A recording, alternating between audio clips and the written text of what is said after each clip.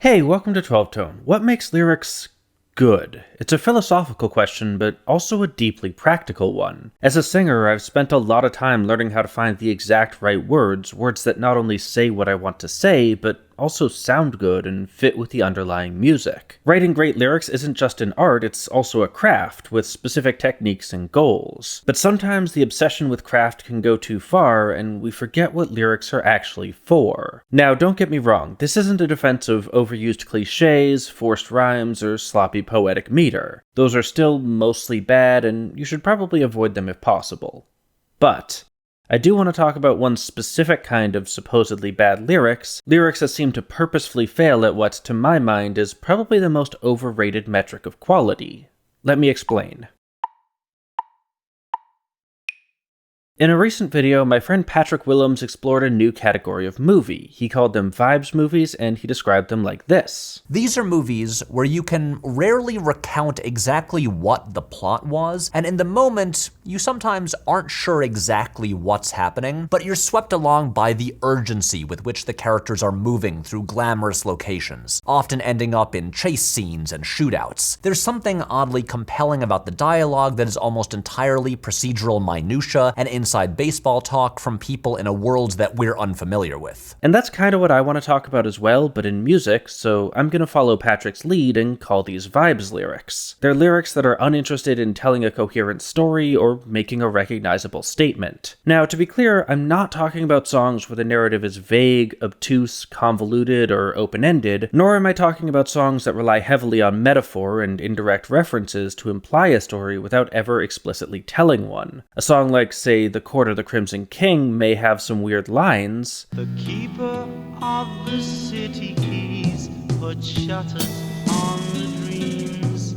But while the surreal, dreamlike fantasy world it depicts is unfamiliar, it still feels like a single coherent world. On the other hand, the story of Bohemian Rhapsody may be open to interpretation. Easy come, easy go, will you let me go? But there does appear to be a story. You have to fill in the details yourself, but it's clear that there are meant to be details. I'm not talking about any of that. I'm talking about lyrics where the exercise of narrative analysis is an exercise in futility. What does that sound like? Well, let's check out an absolute legend of the vibes lyrics genre, one of my favorite artists, Rob Zombie.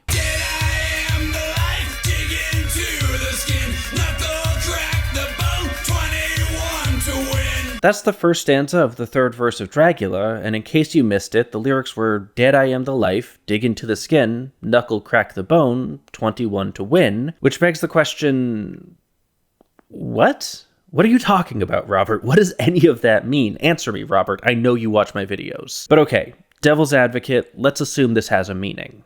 What is it? The word dead at the beginning is a repeating motif that starts every stanza, so we can ignore that. I am the life he could mean life form? Maybe he's depicting himself as some sort of indescribable, inhuman creature. Sure. The next two lines both imply violence of some sort, but confusingly not the same kind. Cracking bones evokes a short, blunt strike like a punch, while digging into skin requires something sharp and sustained. And as for 21 to win, I don't know. Maybe he means he's impossible to beat, like a 21 in blackjack, or that fighting him is a gamble. But all that is, of course, a perfect example of how not to analyze these sorts of lyrics. What we're left with is a vague, misshapen image of like a punch-biting monster that counts cards or something, and for the sake of argument, let's assume that's what we're supposed to get. If so, you'd expect the next stanza to develop on that idea, but instead,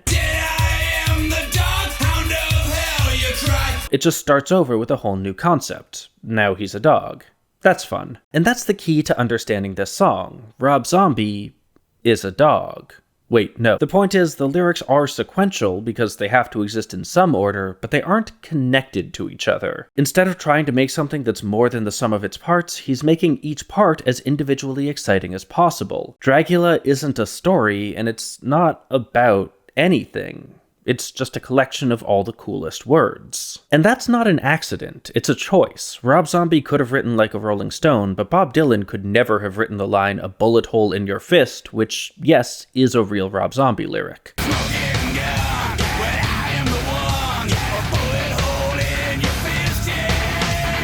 See? Pure vibes. But an interesting thing just happened there. When I read the line, it sounded goofy, but when he sang it, it sounded cool as hell. And that, I think, is the secret of Vibes lyrics. They're lyrics. They're not meant to be read off a page like some sort of book-reading nerd. They're meant to be heard with the full conviction of an embodied singer who truly believes they sound awesome, supported by the sickest riffs the band can think of. In his video, Patrick references this quote from Tenet in a scene where a scientist explains how all the weird time stuff works. Don't try to understand it. Feel it. And that's a great mantra for most Rob Zombie songs. The need for meaning has been replaced with an intense maximalist musical aesthetic, creating an unambiguous vibe that's compelling as long as you don't ask too many questions. This might help explain why Vibes lyrics are so common in metal specifically. Metal vocals are all about feeling, with singers using heavy distortion and scream techniques to convey clear emotions at the expense of clear pronunciation. Even for someone like me who's been listening to this stuff since I was like 13, it's still harder to understand a singer like Alexi Laiho than, say, James Taylor. I've seen fire and I've seen rain. That presents a problem for traditional story-based lyrics. If I can't understand a line that provides important narrative context, I could wind up lost for the rest of the song. But if the lyrics aren't connected, missing one line has no impact on my ability to appreciate the next one. Each new phrase is a new chance for me to pick up on the vibes. But it's not just metal. Vibes lyrics were also a pretty big deal in the grunge scene, used by Nirvana, Black sheep God, blackmail again. Soundgarden, In my shoes, walking sleep. and more to capture a wordless, meaningless sense of youthful anger and existential emptiness. More recently, you can hear them from indie bands like Alt J, Tall woman, pull the pylons down. and of course there's the early master of Vibes lyrics and rock, John Lennon, with songs like Come Together, Got to be good looking 'cause he's so hard to see. and I Am the Walrus. Operation T-shirt, stupid bloody Tuesday, man. You've been a naughty boy, you let your face grow long. In each case, the artist is prioritizing words that feel exciting over words that form coherent, meaningful sentences. There's plenty of examples outside of rock as well, but the cultural context for those are slightly different, so for this video, I'm just gonna stick to the styles I know best. If you have any favorite Vibes lyrics from other genres, let me know in the comments. You may have noticed, though, that I haven't actually defined a Vibes lyric yet. That's on purpose. I don't really like giving definitions, because I don't think they do a good job capturing the experience of art. But in this case, it seems worth making sure we're all on the same page, so before we continue, I'd like to propose 4 criteria that together capture the essence of what I mean when I say Vibes lyric. The first of these is, of course, meaninglessness. Taken as a whole, the lyrics can't have any obvious semantic meaning. That's the point. Individual lines might make sense in isolation, but they do not make sense together. There can be a bit of a consistent theme, but any hint of long-form narrative or world building is enough to disqualify a song, even if it has some really good gibberish. Speaking of which, my second criterion is spectacle, which is basically a measure of the density of cool words and phrases. A true Vibes lyric is packed to the brim with things that sound awesome, provocative, and unexpected. Like, I briefly considered including Losing My Religion, Consider this, consider this. but while it is arguably meaningless, it's also pretty empty. Not a lot happens in these lyrics. They're not spectacular. And that's fine, it's what they're going for, but that means it's playing in a very different ballpark. This criterion also lets us exclude songs that are using words primarily for their phonetics. Something like Blazing Arrow Amazing phase, danger, hazy ways, my blazing arrow. is unambiguously an impressive lyrical feat, but again, not what we're talking about. The third criterion is sincerity. It's important that the lyrics are fully committed to the bit. 1 week Then now I watch the hoodwink. Does it make you stop, think? You think you're looking at Aquaman? has a lot of fun words, but they clearly know it. The whole thing is extremely tongue-in-cheek. They're in on the joke, they're breaking kayfabe, and it's impossible to buy into the vibes if even the lyrics themselves don't believe in them. Honestly, I almost left out I Am the Walrus for this because it was written partly as a joke about people overanalyzing the lyrics of Beatles songs, but the actual execution still felt sincere enough to count. Feel free to disagree with me in the comments, but this is my video about a category I made up, so I'm pretty sure I'm right. And finally, my last criterion is maximalism. This isn't about the lyrics themselves, it's about the accompanying music. Vibes lyrics are 100% committed to a bonkers aesthetic, and they need the music underneath them to match that commitment. This maximalism can take many forms, but as a rule, the track needs to be just as awesome as the words. Something like The Sound of Silence might fit our other requirements. And the people bowed and prayed to the neon god they made. But musically, it's too chill to create the effect we're looking for. Instead of in-your-face intensity, it's more hauntingly beautiful. To truly unlock the vibe's potential of these lyrics, we have to listen to the Disturbed cover. To the neon god they made. That's what I'm talking about. But okay, now that we understand what Vibes lyrics are, what's the point? Why would you want to do this? Well, I'd argue that compared to narrative lyrics, Vibes lyrics are, in a sense, more musical. That's a big claim, so bear with me. In a 1916 essay, philosopher George Santayana wrote, "Music is a means of giving form to our inner feelings without attaching them to the events or objects in the world. It is therefore the chosen art of a mind to whom the world is still foreign." And that's a fairly common sentiment among musicians. We often talk about how, while music lacks the specificity of language, it is in many ways better at conveying broad emotional truths. The same story can have its meaning fundamentally transformed by different musical accompaniment. Compare this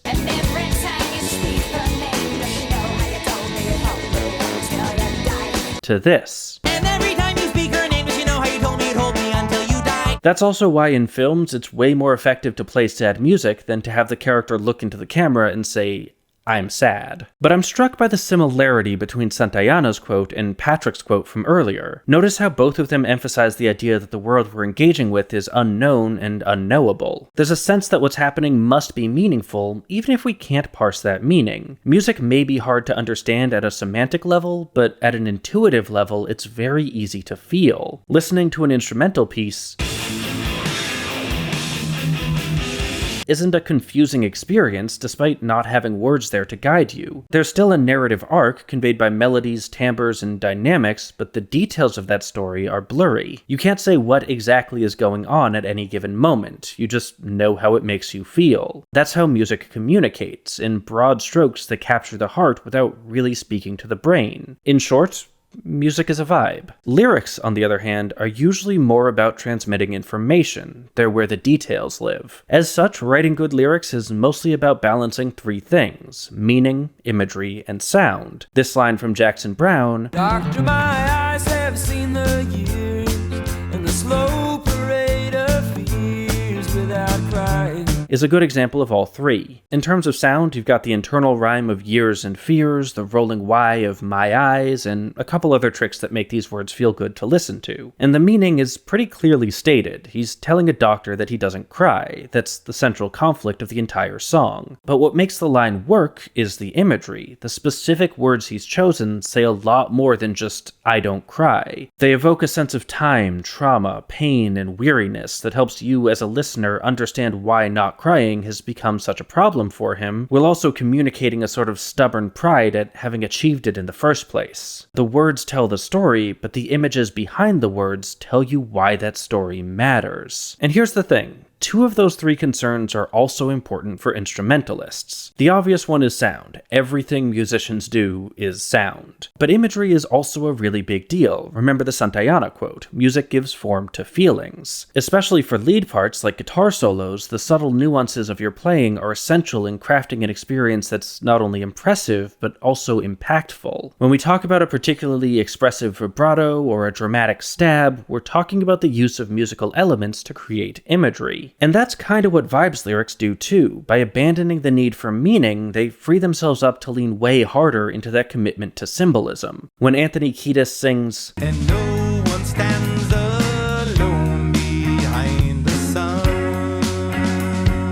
it's utterly drenched in imagery. Every word contributes to this overwhelming sense of profound insight that may not hold up to scrutiny, but that doesn't matter. What matters is that he's successfully channeled his inner feelings into a form that you can connect with. The circumstances that created those feelings are irrelevant because he's not trying to tell you a story. He's trying to sing you a vibe, and freeing himself from the confines of semantic meaning gives him better tools to do that. Like the dialogue in Patrick's Vibes movies, the impenetrable nature of the terrain turns any little handhold we can grab into a revelation as our pattern-loving brains try to assemble a story that feels so tantalizingly close without actually existing. It's a Rorschach test, inviting you to take the symbols he's giving you and use them to invent a picture. Or maybe it's closer to a Magic Eye poster where the picture only comes into focus once you stop trying to see it. I don't know, at least one of those is probably a good metaphor. I'll let you decide which one. But it's not quite true to say that Vibes lyrics don't care about making sense. It's a little more complicated than that. They don't have to mean anything, but the imagery they're creating does rely heavily on the aesthetic of meaning. It can't be too obviously gibberish, or else it just sounds like gibberish. When I was talking about this video idea with my podcast co-host Noah, he mentioned the Kid Rock classic Ba With Da Ba.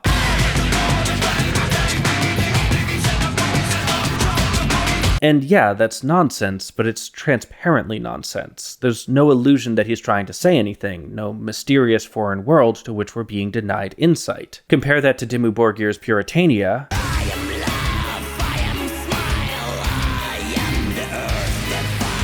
which is equally meaningless, but feels like it means so much more. There's a sense of language there, an attempt at communication that fails only because the words themselves are incoherent. It's kind of like an uncanny valley thing. Vibes lyrics work best when they're close enough to narrative lyrics to trick your brain into treating them the same way. Things like sentence structure and rhyme scheme become even more important as disguises to sneak your way past the listener's gibberish detectors just long enough for them to accept that you actually said something. By the time they notice you didn't, you've already moved on to the next awesome line with some brand new captivating image to keep them engaged. That said, I also don't mean to imply that Vibes lyrics are cryptic. They may imply a meaning, but the appeal isn't in trying to find it. This is not an intellectual exercise, it's an emotional one. When Elton John sings, "Through a glass eye your throne is the one danger zone," you don't, or at least I don't, feel any need to decipher the hidden message. I hear a bunch of cool words arranged in something resembling a sentence with a decently executed rhyme, and I'm good. Like the Tenet scientist said, I don't need to understand it. I feel what he means. I've bought into the vibe, and that's the point. So where does that leave us? Well, I'm a big fan of engaging with works of art on their own terms, and lyrical meaning is a space where I often see people refusing to do that. While making this video, I spent a lot of time looking up lists of songs with nonsense lyrics to try to find good examples, but instead I mostly found people who couldn't seem to handle even the most basic metaphors or poetic flourishes. And yes, those lists are clickbait. I know most listeners don't get confused when Carly Rae Jepsen sings, despite that line appearing on like 3 different lists, because apparently you can't miss a stranger if you haven't met them yet, and there's nothing else she could possibly be implying. But there's still a fairly common tendency to push back on lyrics that drift too far from conventional concepts of meaningfulness. They're called pretentious, or lazy, or uninspired, or silly, or boring, and I think that's a shame. Don't get me wrong, sometimes they just aren't very good, but in those cases the issue isn't that the lyrics are meaningless. It's that the ways in which they're meaningless aren't interesting. They aren't doing anything else to fill the space left by that absent meaning. They don't have a cool vibe. But I often see songs with, to my mind, great lyrics get written off as garbage because the listener is insisting on trying to understand them when they aren't asking to be understood. It feels like that thing that started happening more and more in film criticism, where instead of engaging with the film, they just point out logical inconsistencies in the plot to prove that it's bad. It's a bad faith reading of the text, imposing a framework on it that fails to reflect both how the art was made and how it's experienced. Vibes lyrics are a really fascinating approach to lyricism, and lots of incredible artists have at least experimented with them. It sucks that there's a stigma against meaninglessness in art because it not only misunderstands art, it misunderstands meaninglessness. Every song I've referenced in this video is saying something. It's just not always the right question to try to ask what. Anyway, thanks for watching, thanks to our Patreon patrons for making these videos possible, and extra special thanks to our featured patrons, Blake White, Susan Jones, Jill Sundgaard, Duck, Howard Levine, Warren Huart, Damien Fuller-Sutherland, John Hancock, and Jeff. If you want to help out and help us pick the next song we analyze too, there's a link to our Patreon on screen now. Oh, and don't forget to like, share, comment, subscribe, and above all, keep on rockin'.